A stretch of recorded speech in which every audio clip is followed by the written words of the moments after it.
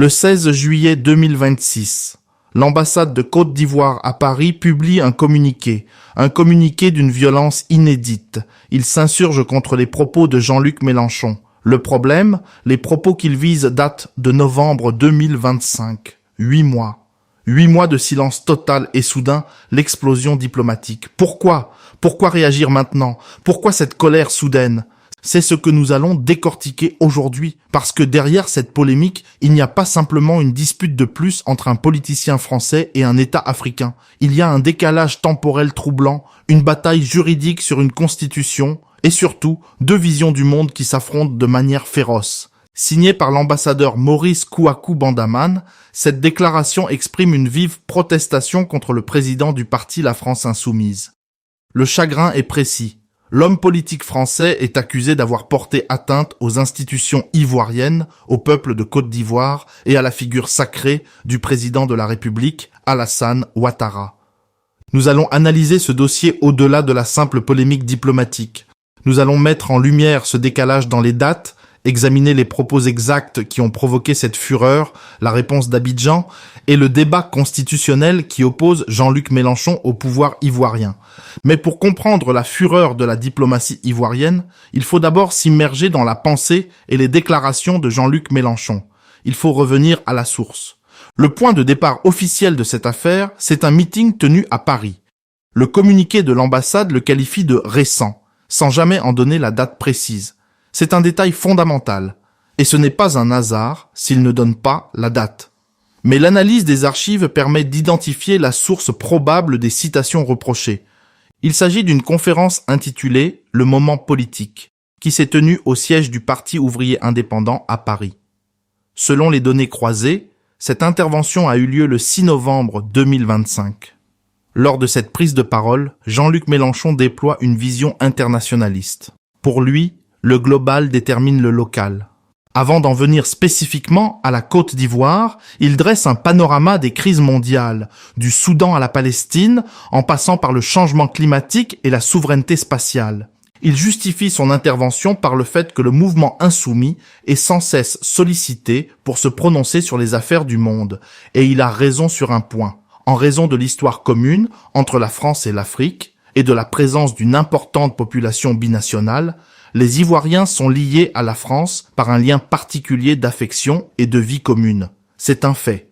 C'est dans ce cadre qu'il aborde la situation politique en Côte d'Ivoire. Et là, il ne fait pas dans la dentelle. Il affirme que la France a une immense responsabilité dans la situation actuelle, remontant aux événements de 2011. Il utilise des termes extrêmement forts pour décrire l'arrivée au pouvoir d'Alassane Ouattara. Voyez-vous, pour Mélenchon, l'armée française est littéralement allée déloger le président Laurent Gbagbo de son bunker à l'intérieur du palais présidentiel.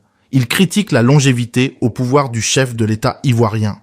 Il évoque l'élection de 2025 qu'il qualifie de 4e mandat dans le flux de son discours. Bien que l'examen de cette élection soit alors en cours de préparation, il emploie des termes que l'ambassade jugera plus tard insultants. Mélenchon déclare textuellement « Alassane Ouattara a réussi avant l'élection une performance électorale qu'il faut saluer, c'est-à-dire éliminer tous ses concurrents en leur interdisant d'être candidats. Comme ça, le problème a été réglé. » Il cite explicitement les noms de Laurent Gbagbo et de Tidjane Thiam comme étant les principales figures écartées de la compétition. Et il qualifie la réélection du président d'absolument anticonstitutionnelle. Mais il faut écouter comment il construit son récit. Ce n'est pas juste une critique gratuite. Il l'inscrit dans une histoire. Il rappelle qu'avec la Côte d'Ivoire, les liens sont singulièrement étroits parce que pendant toute une période, il y a eu un lien profond qui existait entre le Front populaire ivoirien de Laurent Gbagbo et les forces de gauche en France. Et puis ce lien s'est perdu à mesure que le Parti socialiste, qui l'entretenait, s'est dispersé et a fini par s'intéresser à rien et à personne. Si bien que, comme le pouvoir en place tardait à être renouvelé par les élections du fait des luttes qui avaient armé dans ce pays, la France est allée déloger le président qui était là en dehors de son mandat. Et là, Mélenchon fait une comparaison qui fait grincer des dents. Il dit, en gros, si vous voulez, comme actuellement Zelensky, qui est en dehors de son mandat, puisqu'il n'est plus président de l'Ukraine, son mandat est arrivé à terme, mais on continue à le traiter comme un président. Celui-là, on ne va pas le sortir de son palais, mais Gbagbo non plus. Et c'est l'armée française qui a été le délogé du bunker à l'intérieur du palais présidentiel de la Côte d'Ivoire. Donc nous avons une immense responsabilité. Et tout ça, on nous disait, voici la liberté revenue, nous allons avoir des élections, faites-les comme vous pouvez, ça n'est pas notre affaire, et nous allons enfin pouvoir élire quelqu'un de raisonnable et de responsable, un ancien haut fonctionnaire, monsieur Alassane Ouattara, qui se trouvait, quelle opportunité, être un ami personnel de monsieur Sarkozy, ce qui facilitait les liens. Si bien qu'avec un tel sponsor et dans de telles conditions, il fut élu. Et une deuxième fois. Et même une troisième dans des circonstances qui pour finir ont paru un peu lourdes à tout le monde, notamment parce qu'entre-temps on avait envoyé Laurent Gbagbo en prison et que la prison, il y est resté quelque chose comme 5 ou 6 ans avant qu'on lui dise « Mais monsieur, finalement nous n'avons rien à vous reprocher qui relève de notre tribunal. » Donc il en est ressorti, il est retourné en Côte d'Ivoire. Et voici que maintenant, il y a eu une élection, la 4e, elle est absolument anticonstitutionnelle, du même monsieur Alassane Ouattara, qui a réussi avant l'élection une performance électorale qu'il faut saluer, c'est-à-dire éliminer tous ses concurrents en leur interdisant d'être candidats. Comme ça, le problème a été réglé.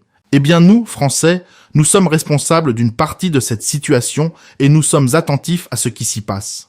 Cette lecture s'appuie sur la vision d'un parti de l'opposition ivoirienne qui conteste la validité d'un mandat supplémentaire après ceux de 2010, 2015 et 2020. Dans son style caractéristique, Mélenchon utilise l'ironie pour critiquer ce qu'il perçoit comme un verrouillage de la démocratie ivoirienne. Il lit cette situation comme une persistance d'une méthode post-coloniale où la France continuerait de décider de tout à la place des gens sans que la relation soit claire. Il avertit. Si la France ne change pas ses mauvaises manières, la situation pourrait encore plus mal finir. Cette vision s'inscrit dans une critique plus large de la politique africaine d'Emmanuel Macron, que Mélenchon accuse de soutenir des dirigeants qui s'éternisent au pouvoir en violation des constitutions. Il cite l'exemple du Tchad et du Cameroun pour étayer sa thèse d'une responsabilité française dans le maintien du statu quo politique qu'il juge désastreux. Face à cette charge, la réaction d'Abidjan ne se fait pas attendre. Enfin si, elle se fait attendre. Elle se fait attendre 8 mois. Le 16 juillet 2026, l'ambassade de Côte d'Ivoire en France publie donc ce communiqué d'une rare fermeté. Signé par Maurice Kakou Bandaman, c'est une réponse directe. Et la structure de ce texte est hautement symbolique. Elle vise à réaffirmer la dignité de l'État ivoirien. Dès les premières lignes, la représentation diplomatique élève une vive protestation. Le registre lexical est chargé, très chargé. Les déclarations du leader de LFIM sont jugées irresponsables, irrévérencieuses, insultantes et dégradantes. L'ambassade estime que ces propos portent atteinte non seulement au président Alassane Ouattara, mais aussi au peuple ivoirien et à ses institutions. L'un des arguments centraux de la réplique, c'est le déni de légitimité. L'ambassadeur affirme que Jean-Luc Mélenchon n'a aucune légitimité, qualité ni compétence pour porter un jugement sur les institutions ivoiriennes. Le texte rappelle avec force que ces institutions sont les seules habilitées par la loi et la Constitution à organiser et valider les consultations électorales en Côte d'Ivoire. Pour Abidjan, la critique formulée par un homme politique français est perçue comme un relent de paternalisme. Et là, l'ambassadeur sort l'arme historique. Il rappelle une vérité fondamentale. Depuis le 7 août 1960, la Côte d'Ivoire n'est plus une colonie française.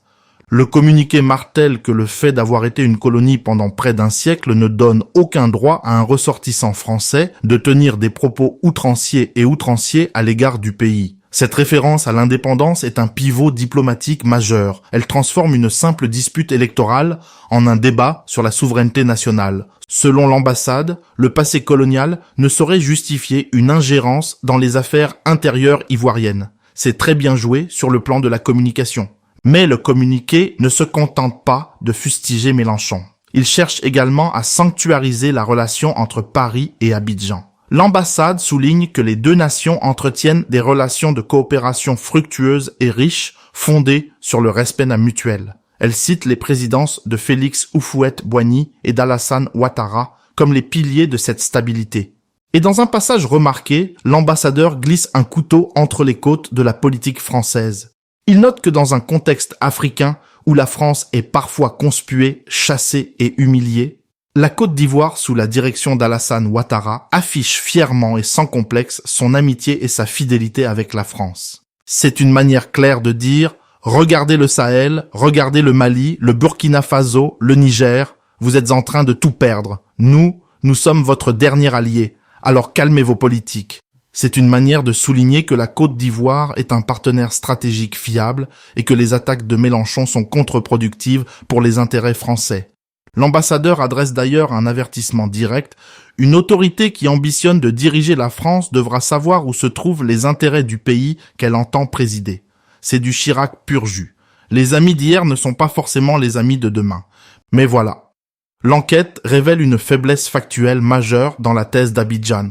Le communiqué de l'ambassade, ainsi que ses reprises par plusieurs médias ivoiriens, affirme que ces propos ont été tenus lors d'une réunion récente à Paris.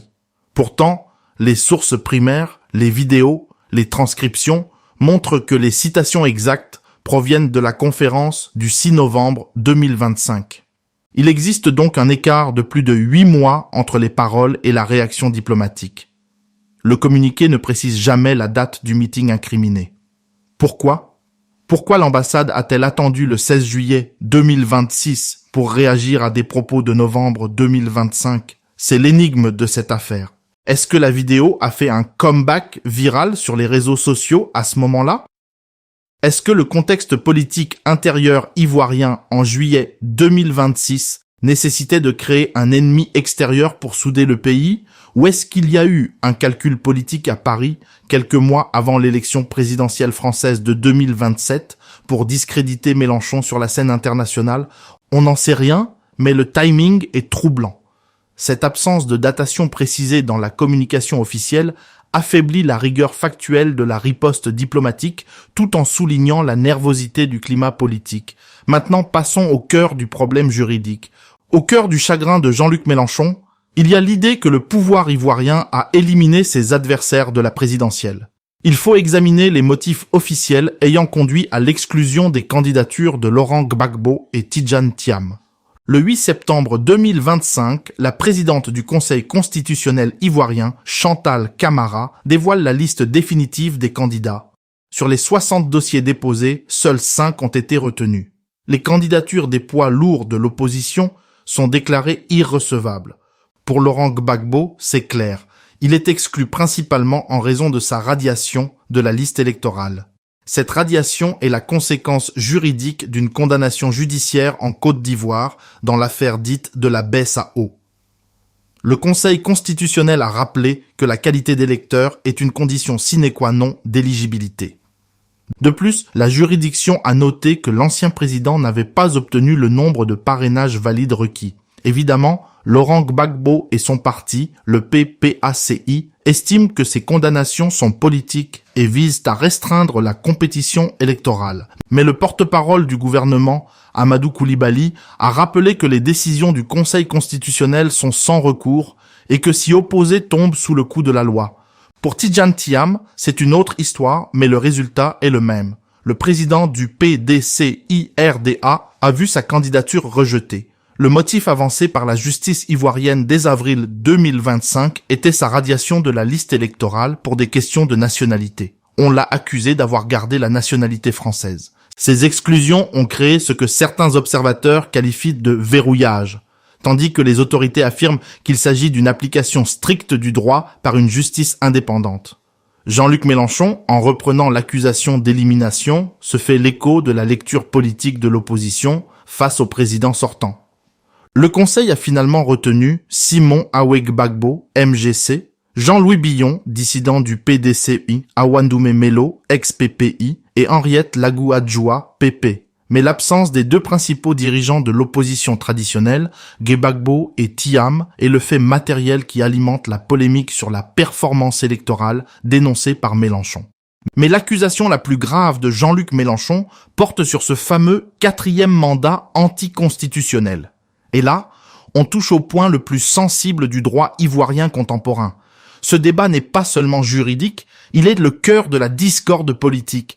L'argumentaire du gouvernement et des partisans d'Alassane Ouattara repose sur l'adoption de la Constitution du 8 novembre 2016 qui a instauré la Troisième République. Selon cette interprétation, la nouvelle Constitution a créé un nouvel ordre juridique. Elle remet le compteur des mandats à zéro. C'est le reset. Par conséquent, les mandats exercés sous la précédente Constitution, celle de 2000, ne seraient pas pris en compte pour le calcul de la limite de 2 mandats prévue par la loi fondamentale. C'est sur cette base, cette pirouette juridique, que le Conseil constitutionnel a validé la candidature d'Alassane Ouattara en 2020 et par extension celle de 2025. Pour le pouvoir, nous sommes en 2025 dans le 2e mandat de la Troisième République.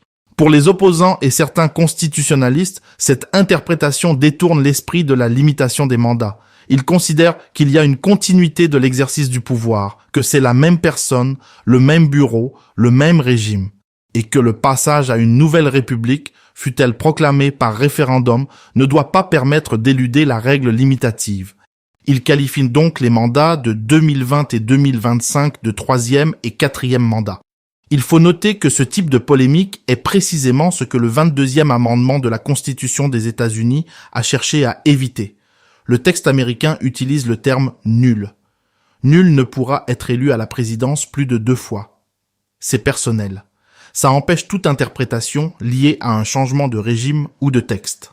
En qualifiant le mandat d'Alassane Ouattara d'anticonstitutionnel, Jean-Luc Mélenchon prend position de manière tranchée dans un débat où il n'y a pas de consensus juridique universel, mais où il y a une décision institutionnelle ivoirienne que l'ambassade défend comme la seule vérité légale. Et c'est son droit de le faire. Mais c'est aussi le droit du pouvoir ivoirien de s'en offusquer, car sur le papier, dans le texte de 2016, c'est légal. La politique, voyez-vous, c'est l'art de rendre légal ce qui est politiquement inacceptable pour ses adversaires. Cette crise entre Abidjan et Mélenchon ne se limite pas à des mots. Elle s'inscrit dans un contexte régional de bouleversement géopolitique majeur. Le communiqué de l'ambassade le souligne très bien. Au moment où la présence française est contestée, voire rejetée dans plusieurs pays d'Afrique de l'Ouest, la Côte d'Ivoire affiche fièrement et sans complexe son amitié et sa fidélité avec la France. Abidjan se présente comme l'allié stratégique numéro 1 de Paris dans la région. Pour les autorités ivoiriennes, s'attaquer au président Ouattara, c'est fragiliser le dernier grand partenaire de la France en Afrique de l'Ouest. La stabilité de la Côte d'Ivoire est liée aux intérêts économiques et sécuritaires de la France. Si Ouattara tombe, qui prendra le relais? C'est la question que se pose à l'Élysée. À l'inverse, Jean-Luc Mélenchon prône une politique de non-alignement et de rupture avec ce qu'il appelle les mauvaises manières post-coloniales. Il dénonce le soutien français à des dirigeants qu'il estime être des modèles de démocrates imposés par l'Europe. Sa critique de la Côte d'Ivoire est une extension de sa volonté de transformer radicalement les relations franco-africaines avant l'échéance de 2027. Pour lui, la France doit cesser de faire le gendarme de l'Afrique et de soutenir des dictateurs déguisés en démocrates. Et puis, il y a l'épilogue. L'un des éléments les plus inattendus du communiqué du 16 juillet 2026, c'est la menace de poursuite judiciaire. La représentation diplomatique ivoirienne indique qu'elle engagera toute action de droit afin que les propos de Mélenchon trouvent réponse et réparation devant les instances et institutions compétentes. L'ambassade considère que les propos tenus constituent une offense envers le peuple ivoirien et le président de la République. Quelles actions de droit? Le communiqué reste volontairement vague. Mais l'annonce marque un changement de ton historique. C'est la première fois que l'ambassade de Côte d'Ivoire en France évoque une riposte judiciaire contre un dirigeant politique français de ce rang pour des critiques électorales. Cependant, Jean-Luc Mélenchon, dans une conférence sur la justice, a lui-même exprimé sa réticence à judiciariser la vie politique, tout en notant que la justice est souvent utilisée comme une police politique. Le duel pourrait donc se déplacer du terrain médiatique vers les tribunaux, posant la question de la liberté d'expression face à l'offense diplomatique. Pour Abidjan, la Côte d'Ivoire est un État indépendant depuis 1960, dont les institutions sont les seuls juges du processus électoral. Toute critique externe est perçue comme une ingérence irrecevable. Pour Jean-Luc Mélenchon, l'histoire et les liens humains entre la France et la Côte d'Ivoire créent une responsabilité politique qui autorise, voire oblige, à critiquer les processus qu'ils jugent non démocratiques. L'énigme des 8 mois de délai reste entière. Pourquoi réagir le 16 juillet 2026 à des propos de novembre 2025 ?